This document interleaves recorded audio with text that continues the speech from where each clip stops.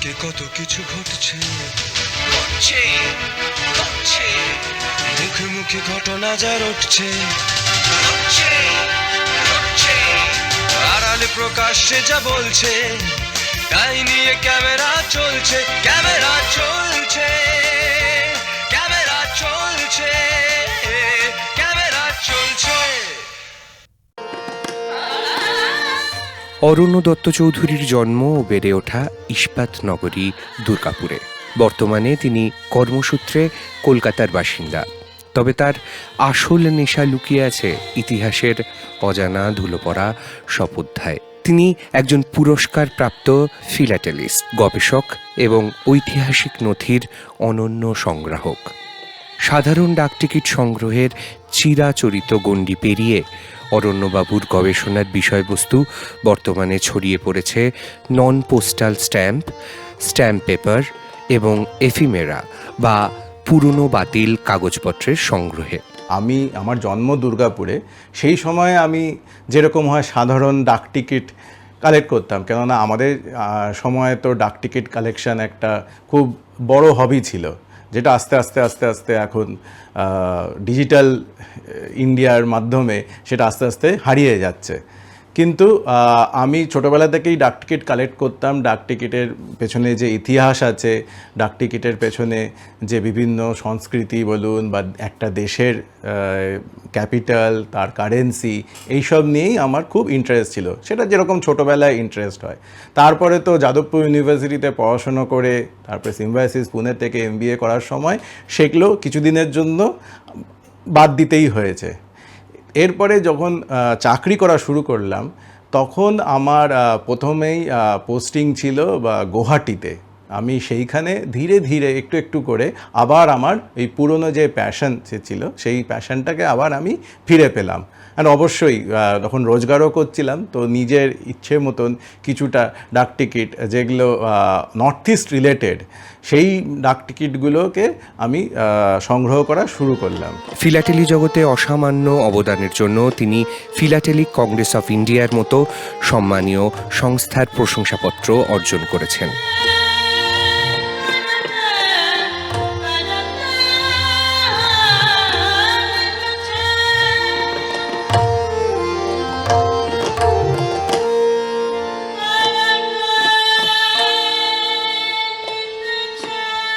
বইপত্র খোঁজা শুরু করলাম, কেননা আমার সবসময় একটা রিসার্চ মানে গবেষণা বেন্ট অফ মাইন্ড আছে। তো সেই রিসার্চ বেন্ট অফ মাইন্ড থেকেই আমি পুরনো বই যেগুলো আছে ডাকটিকিট সংগ্রহ করার জন্য বা বিভিন্ন ইতিহাস রিলেটেড বইগুলো, সেগুলোও সংগ্রহ করা শুরু করলাম। তাতে আমি হঠাৎ দেখলাম যে সব কিছুই কিন্তু বেসিক্যালি রিটেন বাই বিদেশি, যারা ব্রিটিশ বলুন, আমেরিকান বলুন, জার্মান বলুন, তারা প্রচণ্ডভাবে অর্গানাইজড ওয়েতে তাদের লেখা। এবং সেই লেখার মধ্যেও কিন্তু আমি অনেক ভুল পেলাম। কলকাতার বাসিন্দা 2010 থেকে, তাই জন্য বেঙ্গল রিলেটেড, বাংলা রিলেটেড আমার অনেক বেশি উৎসাহ ছিল। সবথেকে বড় ইম্পর্টেন্ট যেটা ব্যাপার হচ্ছে যে উৎসাহ এই জন্যই ছিল কেননা এই বাংলা সম্বন্ধে বা এই বলুন নর্থ ইস্ট সম্বন্ধে কোনো লেখা বা কোনো কালেকশন সেরকমভাবে হয়নি, আর এবং সেই কালেকশন করাও খুবই দুঃসাধ্য। তার লেখা বই the non postal stamps and stamp papers of north eastern India ভারতের সংগ্রহের ইতিহাসে একটি শূন্যস্থান পূরণ করেছে এই বই। এখানে বিভিন্ন লেবেলস বলুন, কোর্ট ফি stamp, fiscal stamp, stamp papers, এগুলো কালেকশনের মধ্যে আছে। এবং এইটা শুধু তাই নয়, এটা PCI যেটা ফিলাটেলিক কংগ্রেস অফ ইন্ডিয়া, এই PCI ট্রাস্টের গ্রান্টে এই বইটা স্পন্সরও করা হয়েছে, এই পুরো রিসার্চটা। এখানে যেরকম লিস্টিং করা আছে revenue stamps of Tripura state, তো শুধু স্ট্যাম্পের লিস্টিং নয়, স্ট্যাম্পের পেছনে তার প্রিন্টিংয়ের পেছনে বিভিন্ন কাহিনী এবং প্রতিটা রাজা মহারাজা যারা ছিলেন ওনাদের ব্যাকগ্রাউন্ড সব মিলিয়ে এটা লেখা হয়েছে। তো শুধু এটা ক্যাটালগ নয়, এটা একটা হিস্টোরিক্যাল ডকুমেন্টও আপনি দেখতে পাচ্ছেন। সবকটা স্ট্যাম্প যেগুলো বেরিয়েছিল এবং তাদের ইউসেজ অন বিভিন্ন দলিল এবং বিভিন্ন ডকুমেন্টস। তো এই এবং শুধু তাই নয় যে তাদের যে অরিজিনাল ড্রয়িং যেগুলো তার স্কেচগুলো এখানে তুলে ধরা হয়েছে এই বইতে। তারপরে এইটা খুব ইন্টারেস্টিং, সিকিম কিন্তু এশিয়ার প্রথম রকেট মেল করেছিল। মানে রকেটে কি করে, কেননা সেই সময় তো সিকিম খুবই দুর্গম ছিল, তো প্রথমে রকেটে কি করে পাঠানো যায়, বিভিন্ন এনভেলা বলুন, পার্সেল বলুন, সিকিম কিন্তু অফিসিয়াল মানে রকেট মেল এক্সপেরিমেন্টগুলো করেছিলেন। একজন ভদ্রলোক ছিলেন স্টিফেন স্মিথ বলে, ওনার কন্ট্রিবিউশন এটাই ছিল যে সিকিমের যে মহারাজা ওই সময় ছিলেন তার সঙ্গে কথা বলে এটা একটা অফিসিয়াল রকেট মেল, এইটাও আমার সংগ্রহে আছে। এই রকেট মেল বিভিন্ন লেবেল বেরিয়েছিল, বিভিন্ন টিকিট বেরিয়েছিল, বিভিন্ন কভার বেরিয়েছিল, যেগুলো রকেটে করে গেছিল এক দিক থেকে আরেক দিক। এই রকেট মেল এক্সপেরিমেন্টসগুলো, এই officially sanction rocket mail experience খুবই ইউনিক আমাদের হিস্ট্রিতে। ত্রিপুরা রাজ্যের এটা স্ট্যাম্প পেপার। এখানে দেখছেন দু টাইপের ব্যানার, একটা লোকাল প্রিন্টিংয়ের ব্যানার ব্ল্যাক অ্যান্ড হোয়াইটে, এবং একটা হচ্ছে গিয়ে পার্কিন বেকনস থেকে প্রিন্টেড ব্যানার, যেটা অনেকটাই অর্নেট ডিজাইন আমরা যেটা বলি। তো দু রকমের ব্যানার। এখানে খুবই ইন্টারেস্টিং যেটা, ওদের যতগুলো স্ট্যাম্প বা স্ট্যাম্প পেপার বেরিয়েছে সবেতেই স্বাধীন ত্রিপুরা রাজ্য বলা আছে, আপনি দেখতেই পাচ্ছেন। তো স্বাধীন কেন? ওনারা তো আমাদের ভারতবর্ষেই পরাধীন হয়েই ছিলেন ব্রিটিশার্সদের আন্ডারে, কিন্তু স্বাধীন এই জন্যেই কেননা ত্রিপুরা কিন্তু ইউনিক একটা স্টেট ছিল। যেই পার্টটা কুমিল্লায় ছিল সেটা চাকলা রসানাবাদ এরিয়া বলা হতো, সেখানে কিন্তু ত্রিপুরা রাজা ছিল জমিনদার এবং তাদের একটা খাজনা দিতে হতো ব্রিটিশার্সদেরকে। কিন্তু হিল ত্রিপুরা যেটা, সেইখানে কিন্তু ব্রিটিশার্সরা ওনার কাছ থেকে কোনো খাজনা নিতেন না, কেননা ওটা একদমই একটা জঙ্গল এরিয়া, সেখানে কিন্তু ব্রিটিশার্সদের কোনো রকম ইন্টারেস্ট ছিল না।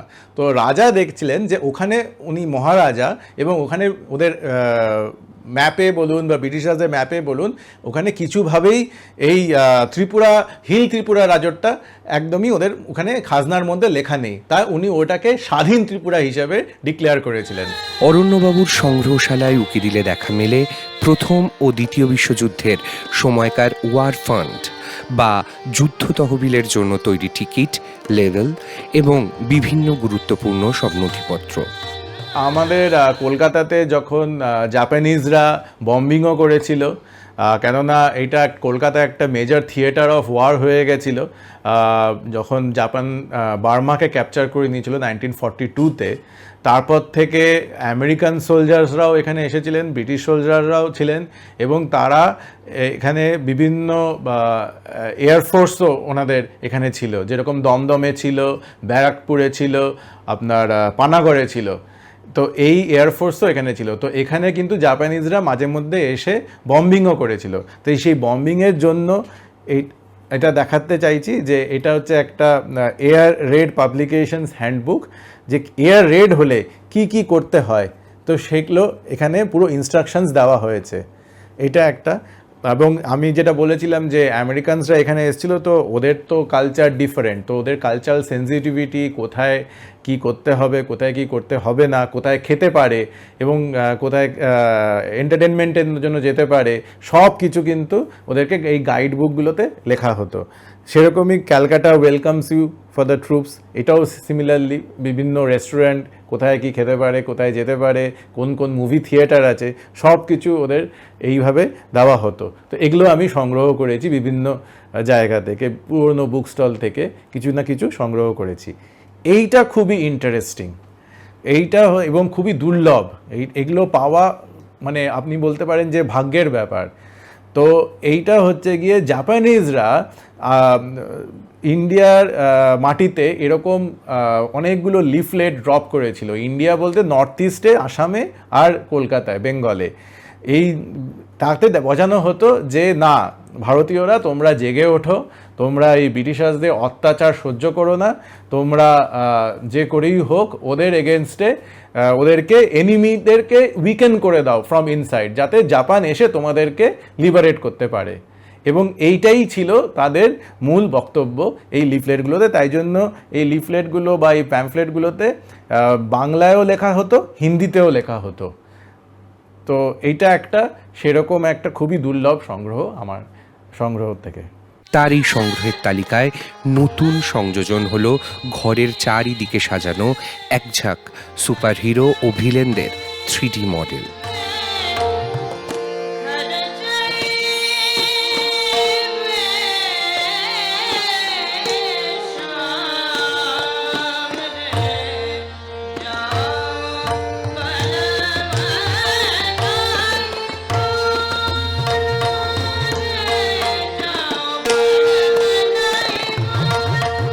তার এই সংগ্রহশালায় এলে দেখা মিলবে একদিকে যেমন বিশ্বযুদ্ধ বা রেড ক্রসের দুর্লভ সব ঐতিহাসিক চিঠি আর স্ট্যাম্প পেপার,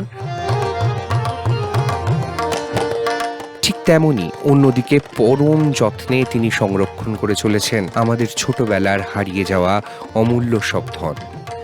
ময়ূক চৌধুরীর অলঙ্কৃত কমিক্স,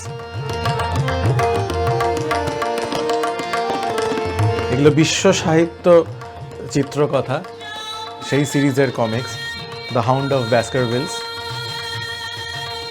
আমাদের সবাদের প্রিয় নারায়ণ দেবনাথের নন্টে ফন্টে কাহিনী, এগুলো হচ্ছে কি একদম প্রথম প্রিন্টিং, যেটা অরিজিনাল প্রিন্টিং, তারপরে তো অনেকবারই রিপ্রিন্ট হয়েছে। সিমিলারলি ডানপিত এ খাদু এবং তার কেমিক্যাল দাদু, সেই নারায়ণ দেবনাথের কমিক্স। ইন্দ্রজাল কমিক্স, এগুলো একদমই আর্লি ইন্দ্রজাল কমিক্স। তখন দেখতেই পাচ্ছেন 70 পয়সা ছিল ওই সংখ্যা 16 নম্বর সংখ্যা 70 পয়সার। এটা 85 নম্বর সংখ্যা। এটাও একটা আর্লি সংখ্যা, Mahabali Betal. 20,000 leagues under the sea আমরা ছোটোবেলায় পড়েছিলাম, তার বাংলা জুলে ভার্নের বিশ্ব সাহিত্য কমিক্স।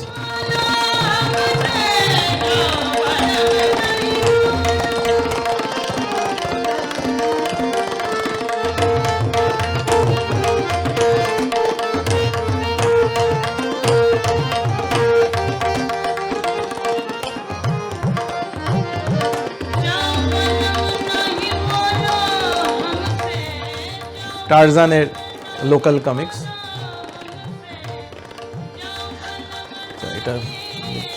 এটা আরেকটা টারজান রিলেটেড লোকাল কমিক্স, 2.5 টাকা তখন দাম।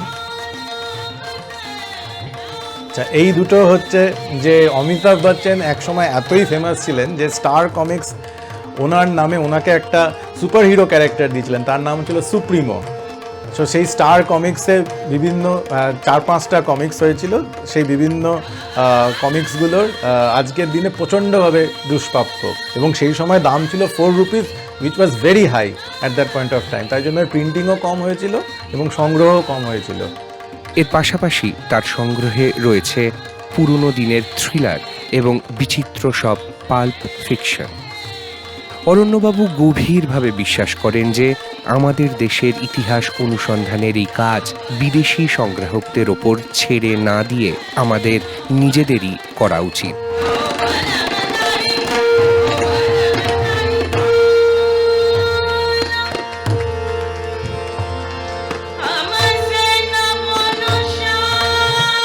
পুরনো কাগজের গন্ধ আর স্ট্যাম্পের নকশায় তিনি খুঁজে ফেরেন আমাদের শিকড়, ইতিহাসের পাতা থেকে ফিলাটেলি, আর তার মাঝেই পপ কালচার ও কমিক্সের দুনিয়া। অরণ্য দত্ত চৌধুরীর এই সংগ্রহশালা যেন আস্ত একটা টাইম মেশিন, যেখানে অতীত ভারতের গম্ভীর ইতিহাসের পাশাপাশি একেবারে তর তাজা হয়ে বেঁচে আছে আমাদের সবার প্রিয় রঙিন শৈশব।